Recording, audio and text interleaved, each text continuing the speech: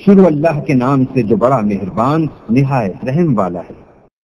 جو چیزیں آسمانوں میں ہیں اور جو چیزیں زمین میں ہیں سب اللہ کی تسبیح کرتی ہیں اور وہ غالب حکمت والا ہے۔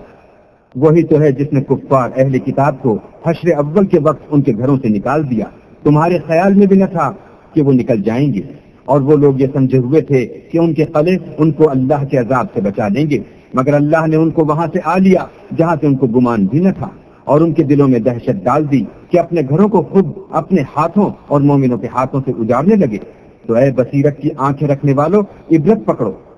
اور اگر اللہ نے ان کے بارے میں جلا وطن کرنا نہ لکھ رکھا ہوتا تو ان کو دنیا میں بھی عذاب دے دیتا، اور آخرت میں تو ان کے لیے آگ کا عذاب تیار ہے۔ یہ اس لیے کہ انہوں نے اللہ اور اس کے رسول کی مخالفت کی، اور جو شخص اللہ کی مخالفت کرے تو اللہ سخت عذاب دینے والا ہے۔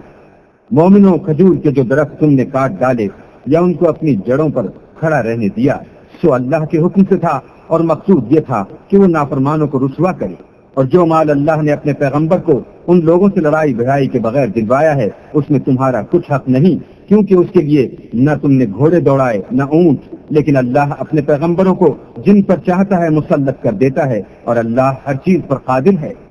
جو مال اللہ نے اپنے پیغمبر کو دیہات والوں سے دلوایا ہے وہ اللہ کے اور پیغمبر کے قرابت والوں کے اور یتیموں کے اور حاجت مندوں کے اور مسافروں کے لیے ہے، تاکہ جو لوگ تم میں دولت مند ہیں انہی کے ہاتھوں میں نہ پھرتا رہے۔ تو جو چیز تم کو پیغمبر دے وہ لے لو، اور جس سے منع کریں اس سے باز رہو، اور اللہ سے ڈرتے رہو، بے شک اللہ سخت عذاب دینے والا ہے۔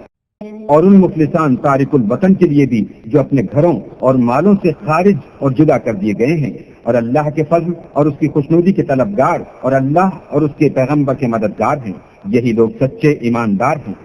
اور ان لوگوں کے لیے بھی جو مہاجرین سے پہلے ہجرت کے گھر یعنی مدینے میں مقیم اور ایمان میں مستقل رہے، اور جو لوگ ہجرت کر کے ان کے پاس آتے ہیں ان سے محبت کرتے ہیں، اور جو کچھ ان کو ملا اس سے اپنے دل میں کچھ خواہش اور خلش نہیں پاتے، اور ان کو اپنی جانوں سے مقدم رکھتے ہیں، خواہ ان کو خود احتجاج ہی ہو۔ اور جو شخص پھر سے نفس سے بچا لیا گیا تو ایسے ہی لوگ مراد پانے والے ہیں۔ اور ان کے لیے بھی جو ان مہاجرین کے بعد آئے اور دعا کرتے ہیں کہ اے پروردگار ہمارے اور ہمارے بھائیوں کے جو ہم سے پہلے ایمان لائے ہیں گناہ معاف فرما، اور مومنوں کی طرف سے ہمارے دل میں کینہ و حسد نہ پیدا ہونے دے۔ اے ہمارے پروردگار تو بڑا شفقت کرنے والا مہربان ہے۔ کیا تم نے ان منافقوں کو نہیں دیکھا جو اپنے کافر بھائیوں سے جو اہل کتاب ہیں کہا کرتے ہیں کہ اگر تم جلا وطن کیے گئے تو ہم بھی تمہارے ساتھ نکل چلیں گے، اور تمہارے بارے میں کبھی کسی کا کہا نہ مانیں گے، اور اگر تم سے جنگ ہوئی تو تمہاری مدد کریں گے، مگر اللہ ظاہر کیے دیتا ہے کہ یہ جھوٹے ہیں۔ اگر وہ نکالے گئے تو یہ ان کے ساتھ نہیں نکلیں گے، اور اگر ان سے جنگ ہوئی تو ان کی مدد نہیں کریں گے، اور اگر مدد کریں گے تو پیٹ پھیر کر بھاگ جائیں گے، پھر ان کو کہیں سے بھی مدد نہ ملے گی۔ مسلمانوں، تمہاری ہیبت ان لوگوں کے دلوں میں اللہ سے بھی بڑھ کر ہے، یہ اس لیے کہ یہ سمجھ نہیں رکھتے۔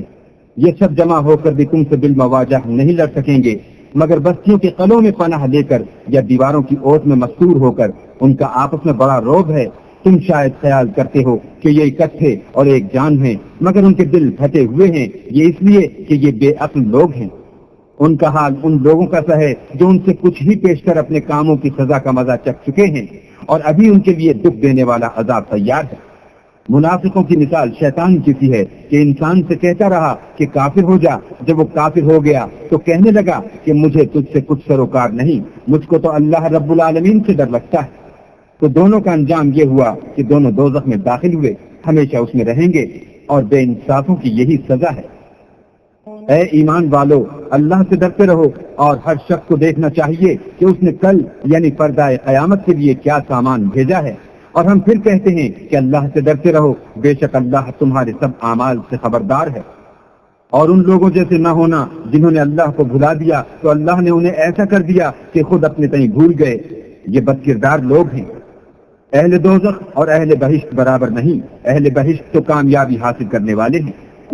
اگر ہم یہ قرآن کسی پہاڑ پر نازل کرتے تو تم اس کو دیکھتے کہ اللہ کے خوف سے دبا اور پھٹا جاتا ہے، اور یہ باتیں ہم لوگوں کے لیے بیان کرتے ہیں تاکہ وہ غور کریں۔ وہی اللہ ہے جس کے سوا کوئی معبود نہیں، پوشیدہ اور ظاہر کا جاننے والا، وہ بڑا مہربان نہایت رحم والا ہے۔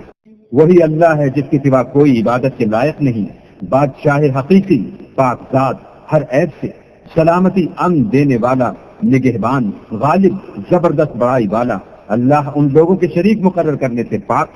وہی اللہ تمام مخلوقات کا خالق، ایجاد و اختراع کرنے والا، صورتیں بنانے والا۔ اس کے سب اچھے سے اچھے نام ہیں۔ جتنی چیزیں آسمانوں اور زمین میں ہیں سب اس کی تسبیح کرتی ہیں، اور وہ غالب، حکمت والا ہے۔